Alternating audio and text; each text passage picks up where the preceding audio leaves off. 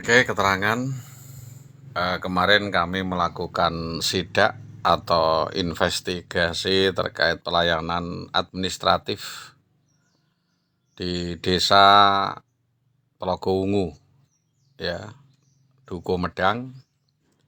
Pada waktu itu saya mau menghadap dengan Pak Camat, Bapak Pratugas Narimo, Bapak Luki Pratugas Narimo, dan Bapak Agung yang ingin menjelaskan secara detail tentang nasib Saudara Muhammad Parijan atau Cetek yang sampai dengan hari ini belum memiliki KTP atau EKTP atau NIK.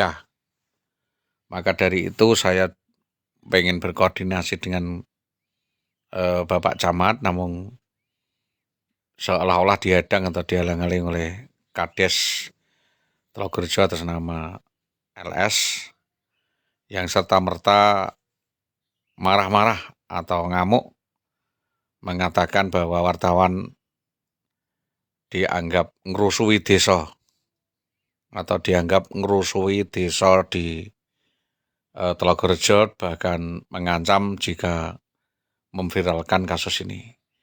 Kan sudah diketahui bahwa saya kan tidak membawa HP waktu itu, Pak. Jadi dengan mengatakan bahwa wartawan ngerusoi desa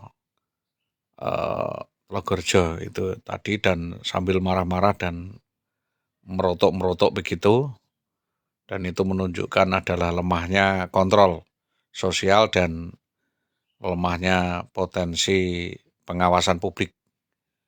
Jadi saya hanya ingin berkoordinasi dengan Pak Camat karena memang untuk berkoordinasi di desa-desa terkait tertentu itu memang tertutup seperti itu dan tidak ada, ya istilahnya itu tidak ada keterangan, tidak ada akurasi dan tidak ada keterbukaan publik, tidak ada akuntabilitas dan semuanya pencitraan dan tidak bisa dipertanggungjawabkan secara umum atau secara terbuka. Jadi yang masih perlu dikawal di Indonesia ini adalah bukan premanisme atau dengan cara kekerasan atau intimidasi seperti itu, melainkan kita membutuhkan kejelasan dan keterangan yang terbaik.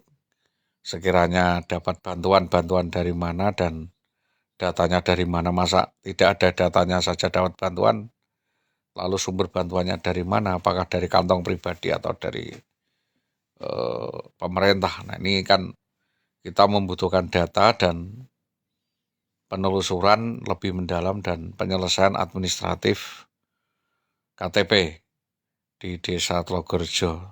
Jadi tidak ada maksud intervensi terhadap pemerintahan, kita tidak tahu dan tidak ingin mencampuri intervensi terhadap pemerintahan Desa Telogorejo terkait dengan permasalahan-permasalahan internal di desanya, dan tentunya kita melihat dari dua sisi atau both side, yang benar bagaimana, keluhan masyarakat bagaimana, dan tanggapan pemerintahan desa bagaimana. Itu yang dapat saya sampaikan tanpa mengurangi rasa hormat.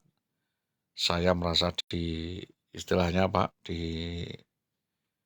dikerasi atau tidak normatif ya, dianggap larangan atau dianggap sampah, dan tidak hanya 1-2 kali itu saja kita didoxing, kita diintimidasi dan diancam oleh, ya dulu kami tua di situ dan beberapa orang yang mungkin masih familinya kepala desa Laseman itu tadi.